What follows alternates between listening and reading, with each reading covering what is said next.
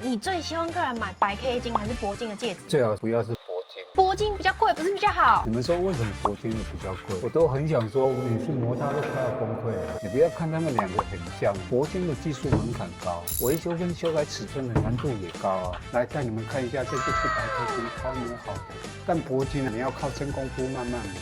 两个制作时间会差很多吗？会啊，白 K 金1个小时就可以完成，但铂金要更久，甚至要到10个小时。我们每个戒指都纯手工打磨出来，售后也不用等很久。像是保养啊，那些大品牌的送到国外都要2、3个月左右。我们细节做得很到位，任何戒指相关维修的问题都可以来微丁扣找我们处理哦。